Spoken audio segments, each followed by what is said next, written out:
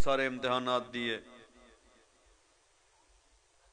جناب ایوب نبی اللہ بادشاہ نبی تھے. ہزاروں کی تعداد میں مویشی، بھیڑ بکریاں، نوکر چاکر، 40 باغات، بہت رچ زندگی گزار رہے تھے. معاف کیجیے گا، بہت اچھی زندگی گزار رہے تھے. خدا نے فرمایا ابلیس، جی مالک دیکھو ایوب میرا کتنا اطاعت گزار بندہ ہے، کتنا عبادت گزار بندہ ہے. کہتا ہے مالک اتنا آسان زندگی گزار رہا ہے، مشکل میں ہو، پریشانی میں ہو، تیری اطاعت کرے، عبادت کرے تو میں مانوں. ایوب بہت اچھی زندگی گزاری ہے آپ نے، اگر کچھ دن امتحان کے آ جائیں برداشت کرو گے؟ مالک تیری رضا پہ راضی. ہو گئے شروع امتحان. نوکر دوڑ کے آیا ہے، سرکار تیز آندھی چلی ہے، آپ کے سارے باغات ایک دم جل گئے. فرماتے ہیں تیری رضا پہ راضی.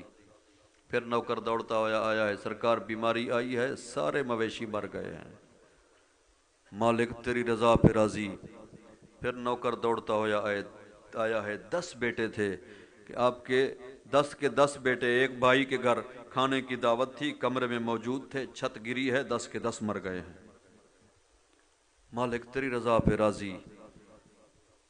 بستر بیماری پہ سو گئے ہیں حضرت ایوب.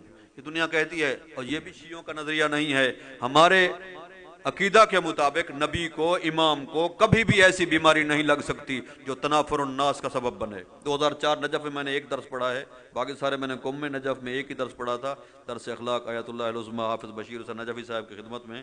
تو اس میں وہ یہ لیکچر دے رہے تھے اسی میں کہ کبھی بھی نبی اور امام کو ایسی بیماری نہیں ہو سکتی جو لوگ نفرت کریں اس سے. باقی مذاہب کہتے ہیں الیاذ باللہ، کیڑے پتہ نہیں کیا کچھ تعفن کہتے ہیں، لیکن ہمارے ہاں یہ عقیدہ نہیں ہے. بستر بیماری پہ سو گئے ہیں. حضرت کی بیوی لوگوں کے گھروں میں جا کے برتن صاف کرتی تھی. شہنشاہ نبی کی بیوی، جب پتہ چلا ہے نا ایوب نبی کی بیوی ہے، منع کر دیا ہے ہمارے گھر میں نہیں آیا کرو. بی بی تنگ آ کر ایک دن چوراہے پہ آ کے رک گئی ہے. ایک قافلے کا گزر ہوا ہے. بی بی کہتی ہے ایک قافلے والو، میں دنیا کی عام گداگر عورت نہیں ہوں، میرا 2 نبیوں کے ساتھ رشتہ ہے.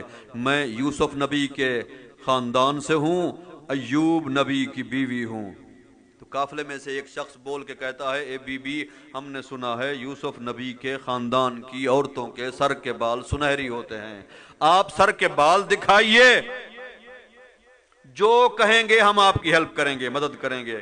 بی بی کہتی ہے یہ میرے بس کی بات نہیں ہے، میں جاتی ہوں اپنے وارث سے، حاکم سے، اپنے سرتاج سے پوچھ کے آتی ہوں. وہاں پہ آئی ہیں جہاں حضرت ایوب بستر بیماری پہ سو رہے ہیں. ایوب امتحان تھوڑا مشکل آ گیا ہے، پرچہ تھوڑا مشکل ہے، سوال تھوڑا مشکل کر دیا گیا ہے. کہتے ہیں سر کے بال دکھا، جو کہو گی آپ کی مدد کروں گی، آپ کی ہے اجازت میں دکھا دوں سر کے بال؟